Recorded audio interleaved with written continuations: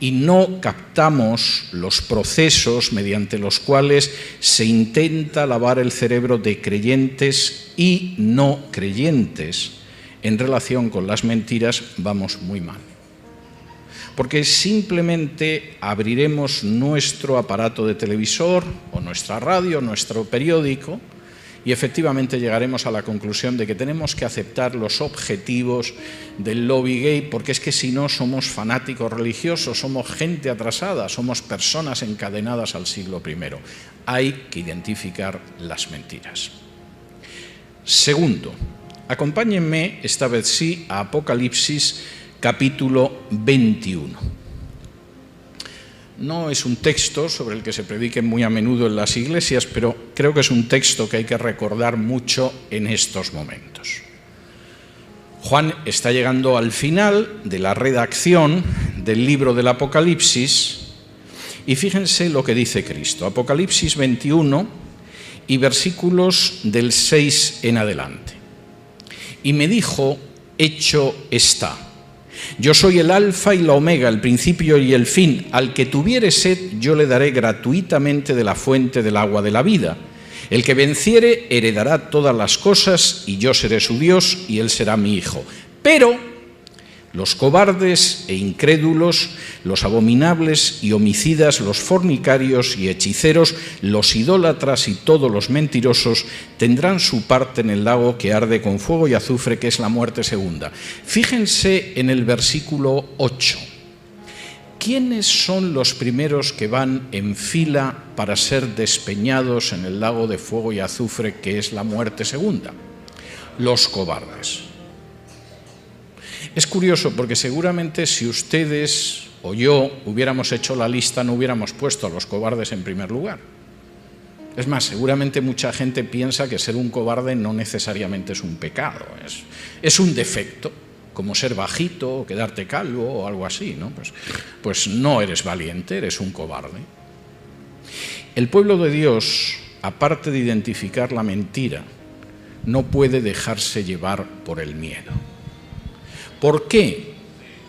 Porque efectivamente el miedo es un instrumento del diablo, pero es que además los cobardes son los que descienden en primer lugar al lago de fuego y azufre.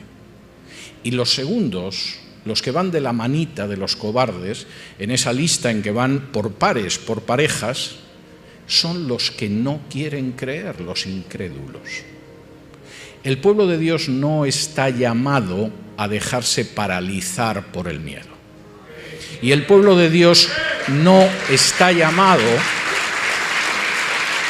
a no creer en las promesas de Dios, sino a no ser incrédulo, sino creyente, como Jesús resucitado le dijo a Tomás.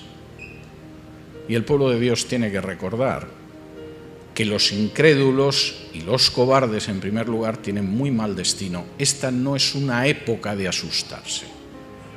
Esta no es una época de esperar a que vengan a por nosotros. Esta es una época de salir ya hacia ellos. Tercero, y esto me parece todavía más importante, además de identificar las mentiras, además de no tener miedo, tenemos que recordar quiénes somos. Si me acompañan ustedes al Evangelio de Mateo, y este año enseñé un curso de Mateo en Teshuvá y realmente lo pasamos muy bien. Mateo es un libro maravilloso en el cual Mateo, frente a los 5 libros de Moisés, coloca 5 grandes discursos de Jesús. Jesús es el Mesías. Mateo continuamente dice, y esto se hizo para que se cumplieran las Escrituras. Queridos compatriotas judíos a los que dirijo sobre todo este libro, Jesús es el Mesías y el Hijo de Dios, mirad las Escrituras, y en un momento determinado incluso agrupa en 5 grandes discursos de Jesús algo que es paralelo a los 5 libros de Moisés. En un momento determinado, en el libro de Génesis, se nos habla del origen del mundo, del origen del pueblo de Dios, del origen de la redención, y Mateo en su primer discurso, que es el Sermón del Monte, los capítulos del 5 al 7, habla del origen de la vida cristiana. Muchos creen que el Sermón del Monte es el final de la vida cristiana. No. Los discípulos van a escuchar a Jesús al inicio del Evangelio en su primer discurso, que es el Sermón del Monte. Moisés habla de la salida de Egipto para conquistar la tierra prometida. El segundo discurso de Mateo, en Mateo 10, es la salida de los discípulos para predicar el Evangelio. Y así Mateo va realizando paralelos. No me voy a liar con esto porque supongo que quieren ustedes llegar a la cena de Navidad a la hora, y como me pongo a hablar del Evangelio de Mateo, yo me conozco y esto es un peligro. Pero el discurso del Sermón del Monte empieza de una manera verdaderamente impresionante. Jesús empieza diciendo que sus discípulos son felices, son dichosos, son bienaventurados. Hasta ahí todos estamos contentos. El problema es que empieza a decir por qué son bienaventurados. Bueno, son bienaventurados porque lloran. ¿Cómo? Son bienaventurados porque los persiguen. Son bienaventurados porque dicen toda clase de calumnia y mentira contra ellos. Vamos a ver cómo se puede ser bienaventurado, feliz y dichoso así. Y Jesús dice, es verdad que tenéis hambre y sed de justicia, pero vosotros sois los únicos que vais a ser saciados. Es verdad que lloráis, como han llorado millones de seres humanos, pero vosotros seréis consolados. Es verdad que os persiguen. Eso fue lo mismo que hicieron con los profetas. Y es verdad que os calumnian y hablan mal de vosotros, pero vuestra recompensa será grande en el reino de los cielos. De modo que os sobran razones para ser felices. Y en ese momento,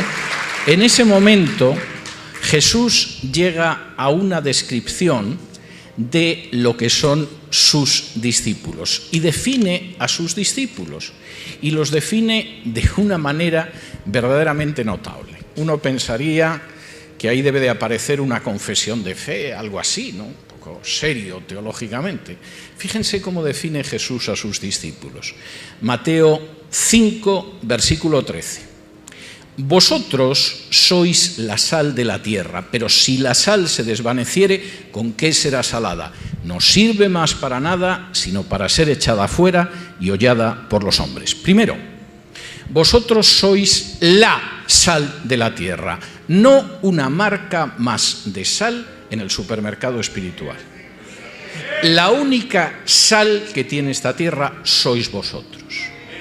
En la época de Jesús, pero durante muchos siglos después de la época de Jesús, la sal no era tanto un condimento para cocinar como un elemento para evitar que los alimentos se pudrieran. Los españoles llegaron hasta las costas de este continente, no voy a entrar en si eso fue una bendición o una desgracia, pero llegaron gracias a que los alimentos se conservaban en sal. Si no, no hubieran podido cruzar el mar comiendo y llegando hasta aquí. De manera que el pescado, la carne, etcétera, iba salada. Y Jesús dice, vosotros vivís en una sociedad que, puesto que es una sociedad tocada por el pecado, tiende a pudrirse, a descomponerse, a convertirse en una masa putrefacta. Lo único que evita que esa sociedad se pudra es la sal, y vosotros sois la sal. Ahora, existe una tremenda tentación de quedarse dentro del salero. ¿Por qué vamos a salir afuera a salar a esta sociedad y a decirle que se reconcilie con Dios y que se vuelva de sus malos caminos y que se evite el desastre al que va a llegar si sigue así, con lo bien que se está aquí dentro en la iglesia? Es decir, la gente es agradable, cantamos, con un poco de suerte el predicador no es malo, es amable, conocemos a las personas. ¿Por qué vamos a salir del salero con lo bien que se está dentro del salero? Pues porque si la sal se queda dentro del salero no sirve para nada, como mucho de adorno. Bueno, ¿y por qué nos vamos a complicar la vida? Ellos que hagan lo que quieran, que sigan para donde les parezca, etcétera, que nosotros dentro del salero seremos felices. Mira, no te engañes. No vas a pactar nunca con ellos. Si la sal decide que no sala y que no conserva, no van a decir qué liberales, qué simpáticos, qué ilustrados y qué agradables son los cristianos. La conclusión a la que llegan es: son unos hipócritas y unos cobardes. Dicen que creen en ciertas cosas, pero no están dispuestos a tener la más mínima molestia ni el menor disgusto por defenderlos. Y como son unos hipócritas y unos cobardes, los vamos a pisotear. Y si la sal no actúa como tiene que actuar, ¿qué hace el mundo? Jesús lo advierte. La tiran y la pisotean. Y uno dirá: no, eso no sucede. Sí, eso sucede, yo lo he visto. Cuando en el año 2005 en España el gobierno decidió lanzar una batería de leyes de ideología de género, el adoctrinamiento de niños en las escuelas, el matrimonio homosexual, la adopción de criaturas por parte de parejas homosexuales, la mayor parte de las iglesias decidió callar. No nos compliquemos la vida, vamos a callarnos. Y cuando el gobierno decidió que a esas iglesias además les daba dinero, además a través de una fundación cuyo presidente era el político homosexual más conocido en España, para que quedara claro el mensaje de lo que estamos comprando con vuestro silencio, la mayoría cayó y pensó que había ganado la paz.